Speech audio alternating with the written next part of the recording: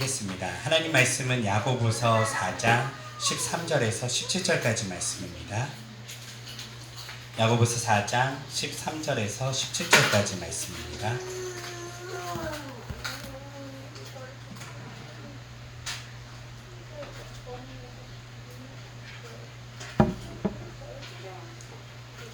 함께 교독하며 읽도록 하겠습니다. 오늘이나 내일 이러이러한 도시로 가서 1년쯤 자리 잡고 앉아 한미천 잡아보자고 계획하는 이들이여, 잘 들으십시오. 내일 일을 어떻게 계약할 수 있습니까? 사람의 생명은 아침 안개와 같이 걷는 것입니다. 지금은 여러분이 여기 있으나 얼마 안 가서 사라져버릴 중입니다. 그러므로 여러분은 오히려 이렇게 말해야 합니다. 만일 주께서 허락하신다면 사는 동안 이런저런 일을 해야겠다.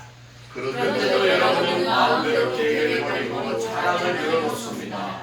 이러한 자기 없이는 결코 하나님을 기쁘시게 해주지 못합니다. 함께 읽겠습니다. 무엇을 하는 것이 옳은 일인지 알면서도 행하지 않으면 죄가 된다는 것을 기억하십시오. 아멘.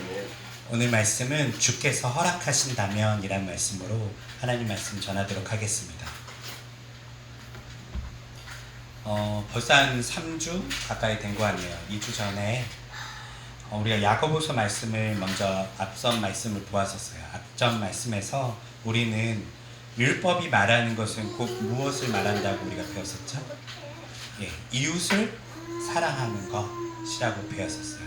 특별히 우리가 십계명을 예로 들면서 십계명은 어떻게 보면 소극적인 사랑의 모습이다라고 이야기해 드렸었어요.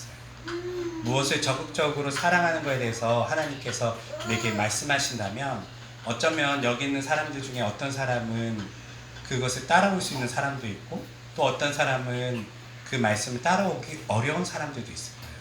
그렇기 때문에 하나님께서는 최소한의 아주 소극적인 사랑, 즉 다른 사람에게 피해를 주지 않는 것을 통하여 이웃사랑에 대한 이야기를 십계명 안에 넣어주셨죠. 그러면서 우리가 십계명의 하나하나를 대략 분석해 보았었는데요. 특별히 우리는 앞전 말씀 십계명의 십계명의 1계명부터 4계명까지는 우리가 하나님 사랑에 대해서 이야기한다라고 배웠지만, 하나님 사랑이 즉 무엇을 의미한다고 얘기했죠? 이웃사랑을 표현하고 있다고 얘기를 했었어요. 왜냐하면 당시 있었던 고대 근동에는 말 그대로 우상을 섬기면 그냥 단순하게 우상을 섬기는 게 아니에요.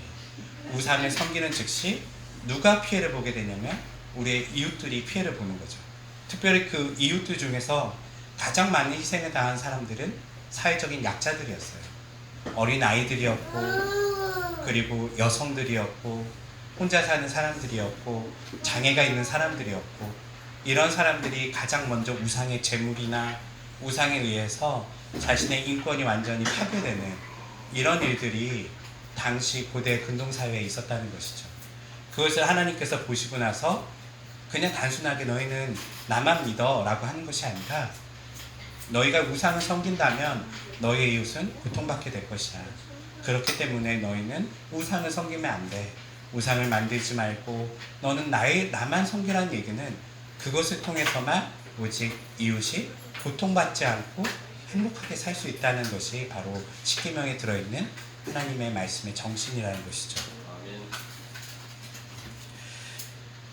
이런 어떤 이웃사랑은 십계명은 소극적인 것이지만 실제로는 예수님께서는 이것을 다시 뒤집어놔요. 그리고 뭐라고 말씀하시죠? 적극적인 사랑에 대해서 얘기해요. 그러면서 예수님께서 십계명을 말 그대로 긍정적인 언어로 표현한 것이 바로 내가 새 계명을 너희에게 주노니 너희는 서로 사랑하라. 과거에 하나님께서는 예수님께서 오시기 이전의 인간은 죄에 대해서 허덕이면서 그것을 이길 수 없는 존재들이었어요. 그들에게는 너희가 최소한 다른 사람에게 피해 주지 말고 살아. 너희가 최소한 우상을 섬기면 되겠니? 누군가를 희생시키고 누군가에게 빼앗고 누군가를 죽이면 되겠니? 이런 것이 십계명이었다면 예수님의 오신 이후로, 즉 하나님 나라가 도래하고 이 땅에 이제 예수님을 믿는 하나님의 자녀들이 생긴 이후로는 예수님의 명령은 이제 적극적으로 바뀌었어요. 그것이 바로 너희는 서로 사랑하라. 그리고 예수님께서 친히 모범을 보이시죠. 그 모범은 바로 예수님께서 돌아가시기 전날 밤에 이렇게 얘기하세요. 친구를 위하여 목숨을 버리는 것보다 더 큰 사랑이 없다라고 얘기를 해요. 그러면서 예수님께서 제자들을 향해서 앞에 있는 사람들 앞에서 뭐라고 얘기하죠? 너희가 바로 내 친구다라고 얘기를 하셔요. 그렇게 예수님께서는 적극적인 사랑을, 친구를 위해 목숨을 버리는 것, 누군가를 위해서 자신을 그냥 그 사람을 학대하거나 빼앗거나 괴롭히는 그것을 안 하는 수준이 아니라 자신의 생명을 내어주는 것, 거기까지 너희가 가야 된다라고 우리에게 말씀하시죠. 그리고 예수님께서는 이 말씀을 우리가 잘 아는 것처럼 너희는 온 천하에 다니며 만민에게 복음을 전파하는데 내가 너에게 가르쳐 말한 것을 반드시 지키게 하여라 라고 더 적극적인 제자도를 이야기하시는 거예요. 그러면서 우리는 예수님을 믿는 사람들이 이제 어떻게 살아야 된다고요? 그 제자도를 따르는 것이죠. 여러분들 인생은 어떻게 살아야 될까요? 아주 단순해요. 바로 이 이웃사랑의 정신을 실천하는 거예요. 하나님 사랑과 이웃사랑이 따로 있어요. 맞아요. 우리는 하나님을 좋아할 수 있고 사랑할 수 있어요. 그렇지만 이웃을 사랑하지 않으면서 하나님을 좋아한다, 사랑한다는 것은 거짓말이죠. 누군가의 물건을 빼앗고 누군가를 죽이고 싶어하는 마음을 갖고 용서하지 않고 그런 어떤 부모의 말씀을 잘 듣지 않고 이런 어떤 모든 것들을 우리가 행하면서 하나님을 사랑한다는 것은요, 사실은 앞선 10계명의 원리에도 맞지도 않고요. 그것은 바로 예수님께서 말씀하신 더 적극적인 사랑에는 터무니없이 부족한 모습이라는 거예요. 그리스도인들은 어디까지 가야 된다고요? 네, 예수님이 보였던 마지막 모범이죠. 그게 뭐라고요? 친구를 위하여 목숨을 내어주는 데까지 가셔야 돼요. 부모와 형제는 목숨을 내어줄 수도 있어요. 부모는 자식에게 목숨을 내어줄 수 있고 자식은 부모에게 자신의 생명을 내어줄 수도 있어요. 하지만 거기서 끝나는 것이 아니라 어디까지 가라고요? 친구를 위하여 목숨을 내어주는 데까지 가면 여러분들이 바로 예수님의 제자의 삶의 모습을 닮아간 모습이라는 것이죠. 그런 것이 적극적인 그리스도인들의 사랑의 모습이라는 거예요. 오늘은 지난번 말씀과는 조금 다른 어떤 전환된 말씀인데요. 오늘 야고보의 말씀은 말 그대로 오늘이나 내일 이러이러한 도시에 가서 1년쯤 자리 잡고 앉아 한미천 잡아보자 라고 하는 사람에게 하시는 하나님의 경고의 메시지입니다. 이런 사람들은 어떤 사람들일까요? 오늘이나 내일 이러한 도시에 가서 1년쯤 자리 잡고 한미천 잡아보자 말하는 사람들은 어떤 사람들일까요?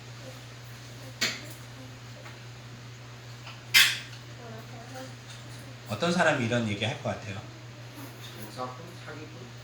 네. 뭔가 지금 이 말 자체가요, 굉장히 자신감에 차 있어요. 야, 이제 나의 미래는 이제 뭔가 윤택하고 앞으로 놀라운 미래가 펼쳐질 거라는 기대감이 있죠. 그래, 이제 시작이야. 이제 모든 게 준비가 됐어. 가서 이제 우리 한미천 땡기면 되는 거야. 잡아보면 되는 거야. 라는 이야기를 하죠. 그런데 이런 사람은요, 야고보가 뭐라고 지적하냐면요, 자신이 어떠한 존재인지를 망각하며 사는 존재라고 이야기하고 있어요.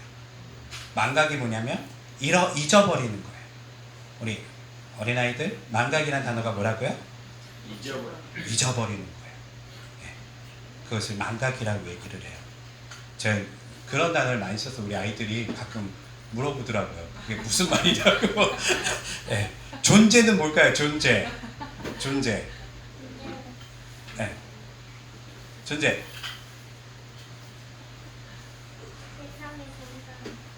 네, 존재는 말 그대로 있는 거예요. 있는 것.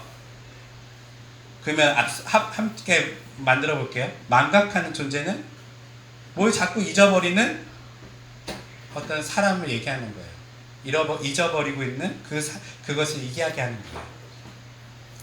야고보는 사람들이 바로 그런 사람들이다라고 이야기하고 있어요. 왜냐하면 사람들에게 내일을 기약할 수 있는 것이 아니다라고 얘기하고 있죠. 그리고 사람의 생명은 뭐와 같다라고 얘기하죠? 아침에 안개와 같대요. 오늘 아침에 운전하고 오시면서 안개를 보신 적이 있으십니까? 네. 특별히 아마 해남에서 넘어올 때는 바다를 지나가기 때문에 안개가 많이 피어 있을 거예요.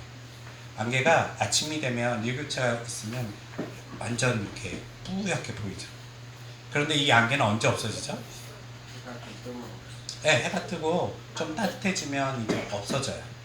언제 있었느냐, 어디로 사라졌느냐, 우리가 알 수 없을 정도로 분명히 아까는 그렇게 뿌옇게 있는 것 같았는데 사라져 버렸어요. 바로 사람들이 그러한 존재다라고 이야기하는 것이죠. 왜냐하면 사람들에게 생명은 보장받을 수 있는 미래는 아니라는 거예요. 그렇기 때문에 야고보는 이렇게 얘기합니다.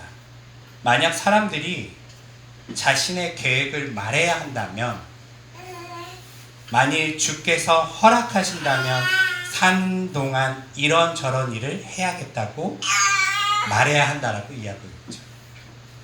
여기에 무엇이 들어가 있죠? 주께서 허락하신다면 이라는 단어가 들어가 있어요. 왜냐하면 말 그대로요, 사람은요 내일 일을 우리가 결정할 수 있는 존재는 아니라는 거예요. 그런데 모든 사람들은 내일 일을 결정할 것처럼 살아가고 있다는 것이 오늘 야고보서가 말하고 있는 우리들의 모습이고, 또 그런 모습이 얼마나 미련한 모습인지에 대해서 야고보가 지적하고 있는 거예요. 특별히 오늘 이 말씀은 어떤 사람들에게 주어졌냐면 일반 하나님을 모르는 사람들에게 주어진 말씀일까요? 아니에요. 이 말씀은 누구에게 주어졌냐면 교회에게 주어졌어요. 당시 초대교회에게 주어졌던 말씀이에요. 초대교회 사람들은 날마다 예배했을까요? 안 했을까요? 했어요. 날마다 떡을 뗐고요. 성찬도 했어요. 그들의 삶은 어떻게 보면 하나님으로 꽉 차 있는 것 같았어요. 그런데 그들의 언어를 보니까요, 조금 달라요. 그들의 삶의 모습은 뭔가 종교적인 것 같고, 무언가 하나님께 나아가는, 늘 하나님을 의식하는 것 같지만 그들의 언어 사용은 일반 세상 사람들과 다를 바가 없었다는 거예요. 그냥 내년쯤 되면 이런 일이 있을 거야, 다음 주에는 이런 일을 해야지, 그렇게 자신의 삶을 계획하고 어떻게 그것을 꿈꾸는 사람들이 당시의 그리스도인들의 모습이었다는 것이죠. 오늘날에도 그러한 모습은 비슷합니다. 여러분들은 하루하루 그냥 살아가시나요? 아니면 1년, 2년 앞으로의 미래를 준비하면서 살아가신가요? 앞으로의 미래를 우리 다 준비하고 살아갔죠? 네. 그래서 여러분들은 보험도 듣고 계시잖아요. 네. 만기가 언제 오는가? 그에 관심도 있고요. 적금도 부을 때 우리는 그 적금이 언제 끝나는가 생각을 하면서 적금도 부어요. 그리고 우리는 여러 가지 내년과 내후년에 대한 미래를 그리면서 살아가는 것이 사람들의 모습이에요. 그런 것은 너무나 당연한 모습이고 어색하지 않은 우리들의 모습이죠. 그런데 그것이 사실은 미련한 모습이에요. 왜냐하면 앞서 말씀처럼 인간은요, 안개와 같은 존재예요. 언제 사라질지 몰라요. 어떤 안개는요, 굉장히 오랫동안 남아있기도 해요. 짙게 아주 오랫동안 남아있는 것 같지만 때가 되면 사라지고요. 또 어떤 안개는 아주 잠시 있다가 사라지는 안개도 있어요. 특별히 우리 인간들의 모습을 우리가 평소에는 인정하지 않지만 우리가 어디 가면 우리들의 이러한 유한한 제한적인 어떤 시간에 있어서 우리는 내일을 기약할 수 없는 그러한 모습을 볼 수 있냐면요, 바로 장례식장이죠. 장례식장에 가보시면 어떤 생각이 드세요? 아, 저 사람이 죽었구나, 안 됐다, 이렇게 생각하는 사람은 굉장히 1차원적인 사람이에요. 정상적인 사람이냐면요, 장례식장에서 보면서 오늘 돌아가신 그분뿐만 아니라 다른 장례식장에 1번 홀, 2번 홀 보면서 여기는 젊은 분이 돌아가셨네, 어이구 저기는 우리 나이가 죽었네, 이런 것들을 보게 돼요. 특별히 저는 어떤 게 좀 충격이었냐면요, 이제 교회 사역을 하면서 많이 화장터에 가요. 화장터에 가면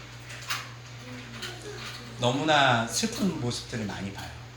어떤 가정은요, 어린 아이들만 남겨놓고 엄마가 죽은 가정이 있어요.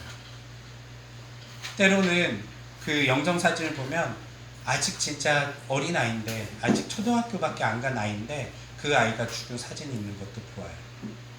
물론 어떤 연세가 드신 분들이 돌아가신 모습을 보면서는 우리는 어떤 의아함을 느끼지 않아요. 오래 사셨구나, 돌아가셨구나 라고 생각하지만, 실제로 우리가 많은 사람의 죽음을 만나면요, 사람은 늙어서만 죽지 않습니다. 언제 죽을지 모르는 것이 인생의 모습이에요. 그런데 우리는 이러한 모습을 그냥 장례식장에서만 느끼고 평소에는 그렇게 생각하지 않는다는 것이죠. 오는데 순서가 있었지만 가는데 순서가 있나요? 없어요. 우리는 내일을 기약할 수 없습니다. 어린아이들이 먼저 갈지, 연세가 드신 분들이 먼저 갈지 아무도 몰라요. 때가 되면 하나님께서 부르시면 안개와 같이 이 땅에서 사라질 존재들이 우리들의 모습이라는 것이죠. 그런데도 그러한 연약한 사람들이 지금 뭐라고 얘기하고 있냐면, 오늘이나 내일 이러한 도시로 가서 우리 한민철 한번 잡아보자, 좋은 날들이 우리에게 펼쳐질 거야 라고 얘기하는 것은 미련한 모습이에요. 그것은 특별히 그리스도인들이 그렇게 얘기한다는 것은 하나님을 전혀 의식하지 않고 말하는 모습이라는 것이죠. 야고보의 이런 지적은 두 가지의 어떤 존재에 대한 질문을 던지는 거예요. 하나는 무엇이냐면, 사람은 누구인가? 라는 질문에 답을 내리고 있고요. 또 하나는 하나님은 누구신가? 라는 질문에 답을 내리고 있어요. 야고보가 얘기하는 사람은 어떤 존재라고 얘기하죠? 유한한 존재예요. 오늘 피었다가 지는, 오늘 찬양이 나온 것처럼 이름 없는 꽃과 같은 존재고요. 아침에 있었다가 사라지는 안개와 같은 존재예요. 그것이 사람들의 모습입니다. 그것을 인정하고 의식하면서 살아야 돼요. 그래야지 우리의 삶이 교만하지 않고 우리가 가치 있게 이 땅에서 의미 있는 삶을 살 수 있다는 것이죠. 그런데 사람들은 그렇게 살지 않아요. 사람들은 그 유한함을 이기기 위해서 발버둥을 치는데요. 이것을, 불안한 감을 없애기 위해서 뭘 할까요? 사람들은요. 때로는 종교에 의탁해서 어떻게든 오래 살아보려고 노력도 하고요. 때로는 자신의 삶을 건강하게 살기 위해서, 내가 운동하면 오래 살 수 있겠지, 유한한 존재지만 나는 더 오래 사는 유한한 존재가 돼야지 라고 생각하면서 열심히 운동하면서 그것을 해소해 보려고도 하고요. 때로는 우리는 부를 가지려고 해요. 이 불안함을 없애기 위해서는 돈이 필요하지. 돈 있으면 최소한 아플 때에 난 치료받을 수 있을 거야. 내 인생이, 내 생명이 조금 더 연장받을 수 있을 거야 라는 생각을 가지고 우리는 그런 것들을 의지하며 살아가는 것이 사람들의 모습이죠. 그러나 우리는 다시 한번 늘 생각해야 돼요. 나는 누구인가? 그러면 나는 사실 내일이 기약되어 있는 사람들이 아니에요. 우리에게 있는 시간은 어떤 시간일까요? 지금이에요. 여러분들과 내가 지금 경험할 수 있고 지금 말할 수 있는 것은 지금이에요. 앞으로 1시간 뒤에 우리가 같이 동일하게 여기서 만날 수 있을까요? 기약할 수 없어요. 가끔 뉴스를 보면요, 놀라운 사건들이 일어나요. 어떤 사람은 집에 잘 있는데 차가 돌진해서 집에 부딪혀서 죽는 사람도 있고요. 자신의 잘못과 아무 상관없이 그렇게 세상을 마감하는 사람들이 너무나 많아요. 우리는 그러한 세상 속에 살고 있고, 뿐만 아니라 어떤 사고가 아니더라도요. 우리는 사실 오늘 잠을 자고 내일 눈 뜬다는 보장이 없이 살아가는 사람들이라는 것이죠. 여러분들이 왜 심장이 뛰고 있을까요? 그 이유를 아신가요? 사람은 왜 심장이 뛰죠? 몰라요, 사실. 의사들도 몰라요. 네. 심장이 뛰면 사람이 사는 건 아는데 심장이 왜 뛰는 건 몰라요. 의사가 할 수 있는 것은 심장이 멈췄을 때에 다시 심장을 열심히 두들겨서 뛰어보게끔 노력하는 것 말고는 할 수 있는 게 없죠. 아침에 우리가 눈을 떴을 때 동일하게 심장이 뛰는 건요, 그 하나님께서 그것을 뛰게 하셔야지 심장이 뛰는 거예요. 어느 날 그냥 갑자기 멈출 수도 있어요. 그런 사람들이 바로 우리들의 모습이라는 것이죠. 두 번째는 하나님이 누구신가? 라는 질문이에요. 하나님은 누구실까요? 네, 하나님 무한하신 분이시고요. 하나님은 모든 것을 할 수 있는 능력이 있으신 분이시고요. 그분은 세상을 특별히 다스리시는 분이세요. 창조 세계를 다스리시는 분이세요. 이렇게 가면 하나님이 느껴지시나요? 잘 안 느껴져요. 그래서 예수님의 표현을 빌릴게요. 예수님께서 하나님을 어떻게 표현하시냐면요, 하나님은 들에 있는 꽃들을 돌보시는 분이시래요. 그리고 하나님께서는 밖에 있는 새들을 돌보시는 분이시래요. 무슨 말이냐면요, 하나님께서는 세상에 창조된 모든 세계를요 하나하나 다스리시고 돌보시고 그들에게 생명을 주시기도 하고 때로는 그들이 생명이 멈추게도 하시는 모든 것의 주관자, 모든 것의 주인이라는 분이시래요. 그것이 바로 우리가 믿는 하나님이십니다. 그렇기 때문에 인생은 우리가 앞으로에 대한 삶을 이야기할 때에 무엇을 항상 전제로 해야 되죠? 오늘 말씀에 있는 것처럼 주께서 허락하신다면 이라고 이야기해야 돼요. 주님의 허락 없이 우리가 무엇을 할 수 있는 존재가 아니에요. 그것을 우리가 인정하며 사는 것이 바로 오늘 야고보가 이야기하는 지혜로운 사람들의 모습이라는 것이죠. 이런 이야기는 야고보만 한 것이 아니에요. 사실 이런 이야기가 제일 잘 담겨있는 말씀이 예수님께서 말씀하신 주님의 기도에 잘 담겨있어요. 주님의 기도에는 이 사람과 하나님에 대한 이야기가 담겨있는데요, 먼저 하나님이 누구신가에 대해서 이야기하죠. 예수님께서 뭐라고 말씀하시죠? 너희는 이렇게 기도하라. 하늘에 계신 우리 아버지. 하나님 누구시라고요? 네, 하늘에 계신 우리 아버지래요. 그 하늘은 말 그대로 그냥 단순히 이 스카이를 얘기하는 게 아니에요. 우리와 다른 차원으로 얘기하는 거예요. 아빠 스카이는 하늘색이에요. 네. 우리가 사는 세상은 어떻게 보면 땅이라고 표현할 수 있고요. 하나님은 그것과는 다른 세상 속에 사는 놀라우신 분이라는 것이죠. 그리고 하늘에서 세상을 다스리시는 분으로 성경은 묘사하고 있어요. 그리고 그분이 누구라고요? 우리의 아버지래요. 아버지는 뭐 어떤 분이시죠? 아빠는 뭐 하는 사람이에요? 네. 선이야, 아빠는 뭐 하는 사람이에요? 아빠. 네. 요한아, 아빠는 뭐 하는 사람이에요?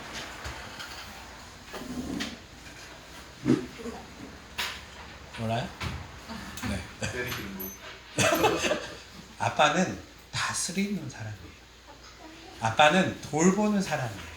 물론 엄마도 돌보고 아빠도 돌보지만요, 엄마, 아빠, 돌보는 사람을 우리는 즉 아빠라는, 아버지라는 이야기로 대표해서 얘기하는 거예요. 그래서 아빠가 아기를 낳는데도. 네. 아버지는 돌보시는 분이시죠.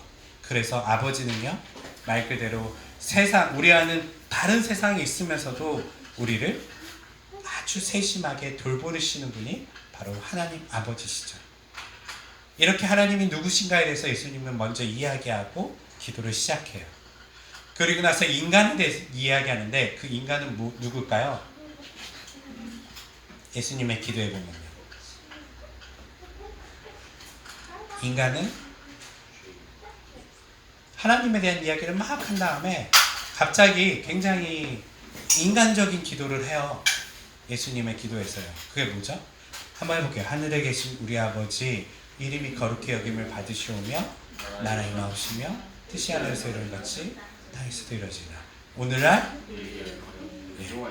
하나님에 대해서 열심히 이야기한다며 그 다음에 인간에 대한 이야기의 첫 번째가 바로 일용할 양식을 주옵시고 요. 이게 바로 인간에 대한 아주 적나라한 조금 어려운 말로 실존적인 이야기를 하는 거예요. 인간에 대해서 아주 적나라하게 표현해 준 거예요. 인간은 일용할 양식이 필요한 존재입니다. 내일 먹을 양식, 1년 먹을 양식 구하는 건요, 아주 교만한 이야기고 아주 미련한 이야기예요. 1년 먹을 양식? 하나님, 내년에도 먹을 양식 주세요. 하나님께서 그걸 보시면서 우시실 수 있어요. 사실은 올해 너를 사실 데려가려고 했었는데 내년 먹을 걸 달라고? 미련한 행동이죠.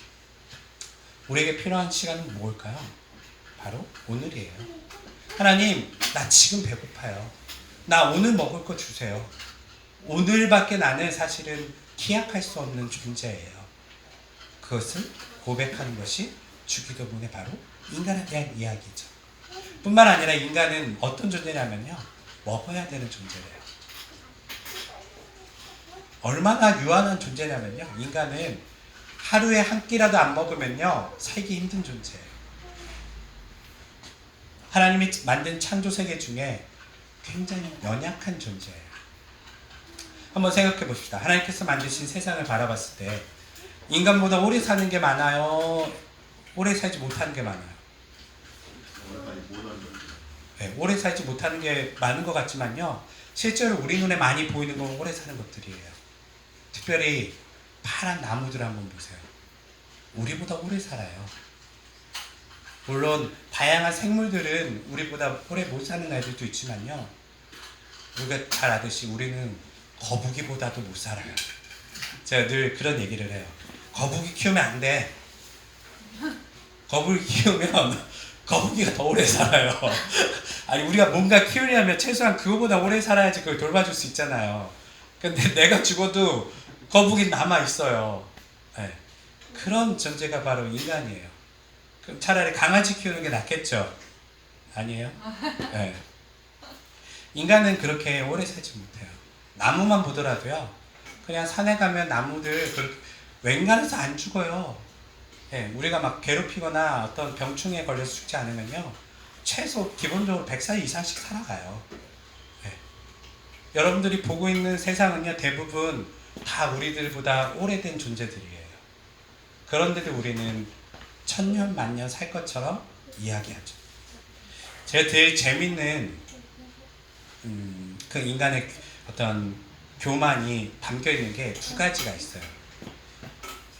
제가 특별히 TV 보면 제일 많이 나오는 게 뭐냐면, 우주에 대한 이야기를 할 때 인간이 얼마나 멍청하고 교만한 이야기를 하는지 제가 느끼게 돼요.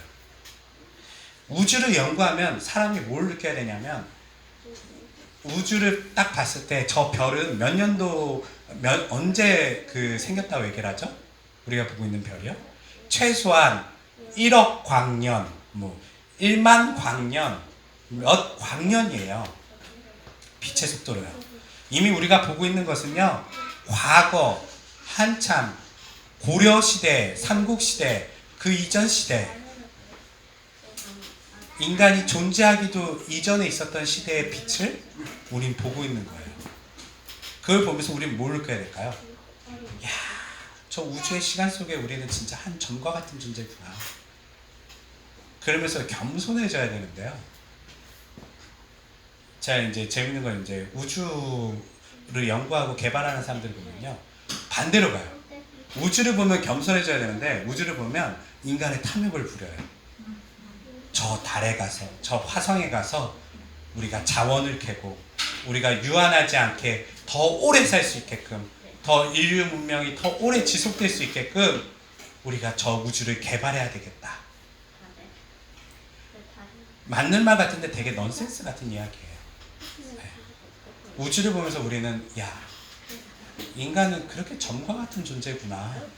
우리는 진짜 여기서 반짝하는 시간 속에 살고 있구나 라는 걸 느껴야 되는데, 우리가 지속 가능한 우리 문명을 만들어내자 라고 한다는 그 자체가요, 지혜로우면서도 미련한 행동을 하고 있다는 거예요. 또 하나는 또 뭐가 있을까요? 이번엔 종교에 빠진 사람들의 모습이에요. 많은 이단과 사이비에 빠진 사람들이 대부분 무엇을 두려워하죠? 종말을 두려워해요. 세상이 끝난대. 종말이 다가온대. 그러면 어떡하지? 빨리 그 종교를 믿어야 되겠다. 빨리 그것을 우리가 더 열심히 그 종교 생활을 해야 되겠다 라고 얘기를 해요. 근데 한번 제가 늘 이야기하잖아요. 종말이 먼저 올까요? 그 사람의 인생에 종말이 먼저 올까요? 우주의 종말이 먼저 오겠습니까? 여러분들이 먼저 종말을 맞이하겠습니까? 우리는 우주의 종말보다는요, 내일을 기약할 수 없는 존재들이에요. 그런 사람들이 지금 뭘 걱정하고 있냐면요, 세상이 망하면 어떡하지? 우주가 망하면 어떡하지? 이런 이야기를 하고 있다는 거예요. 다른 말로 하면요, 긍정적인 측면에서는 내일 일을 기약하면서 내일 우리 한미천 잡아보자 라고 얘기하는 사람도 미련한 사람이고요, 부정적인 측면에서는요, 미래를 걱정하면서 어떡하지? 내년에 우리는 어떻게 될까? 우리 가족은 어떻게 될까? 내 건강은 어떻게 될까? 이 세상이, 우리나라가 망하지는 않을까? 걱정하면서 지금 기도하는 사람들은요, 미련한 사람일 수 있다는 거예요. 둘 다 인간의 유한함과 하나님의 영원함을 망각하면서 사는 사람들의 모습이라는 것이죠. 그래서 예수님은 이 주기도문의 마지막에 이렇게 말씀하세요. 마태복음 6장에 보면 우리가 잘 아는 말씀이 있죠. 기억하시는 분? 마태복음 6장 마지막 절. 너희는 먼저 그의 나라와 그의 의를 구하라. 그리하면 이 모든 것을 너희에게 더하시리라 하신 다음에 갑자기 이상한 얘기를 하세요. 그게 마지막 절이에요.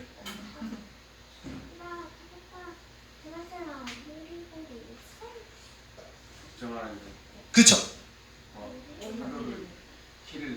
비슷해요. 거의 다 왔는데.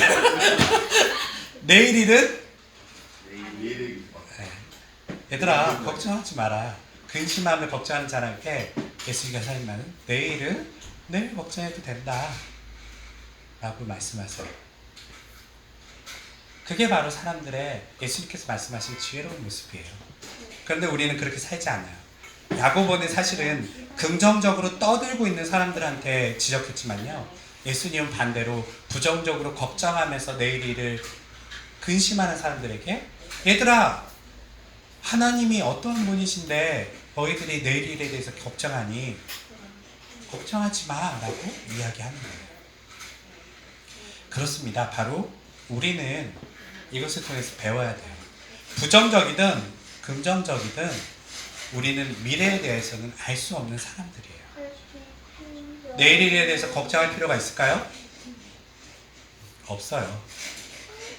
내일 일은 언제 걱정하실래요? 내일 걱정하시면 돼요. 내일 주께서 나에게 내일을 허락하신다면, 이게 실질적인 이야기예요. 제 이야기죠. 좀 있으면 카드값이 돌아오는데 어떡하지? 걱정이 돼요. 계산해봤는데 좀 모자랄 것 같아. 걱정한다고 해결되나요? 해결 안 돼요. 그냥 내일 일은요, 내일 걱정해도 돼요. 주께서 허락하신다면 내가 카드값에 시달릴 거야. 그러니까 내일 일이에요. 주께서 허락하신다면 우리가 이렇게 살 거야 라고 고백하는 것이 바로 성경적인 삶의 모습이라는 것이죠. 그렇다면 그리스도인은 말 그대로 이렇게 하나님을 인정하면서 사셔야 돼요. 그것을 우리 입속에 늘 달고 사셔야 돼요. 겸손한 모습이 아니에요. 주께서 허락하신다면 제가 이렇게 하겠습니다. 이건 겸손의 모습이 아니라요, 그냥 인간의 진솔한 자신에 대한 성찰이 있는 사람들의 실질적인 고백이라는 것이죠. 그렇게 우리가 늘 고백하면서 살아야 돼요. 어떻게 고백하신다고요? 주께서 허락하신다면. 네. 걱정이 있을 때도 한번 여러분 머릿속에 항상 이 단어를 넣어주세요. 주께서 허락하신다면. 좋은 일이 있을 때도, 앞미래에 대한 긍정적인 일이 있을 때도 이 이야기를 하세요. 주께서 허락하신다면. 결혼을 앞둔 우리 청년들이요, 주께서 허락하신다면 나는 이렇게 결혼도 하고 신혼여행도 갈 거야. 네.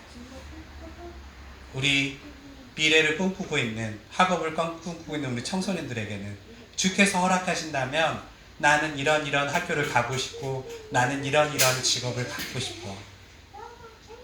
우리 어른들에게도 주께서 허락하신다면 나는 이러한 미래를 만들어 갈 거야. 이렇게 고백하면서 살아가실 때에 우리는 내가 누군지 알 수 있고요, 하나님이 누구신지 고백하는 삶이 될 수 있다는 거예요. 그리스도인들은 미래를 생각하면서 이렇게 자랑해서도 안 되고요, 좌절해서도 안 돼요. 다시 한번 우리의 고백은 뭐라고요? 주께서 허락하신다면. 이렇게 늘 고백하시면서 살아가시고요. 미래는 나의 시간이 아니라 누구의 시간이라고요? 바로 하나님의 시간입니다. 그것을 인정하는 것이 그리스도의 삶의 모습이고 지혜로운 사람들의 모습입니다. 기도하겠습니다.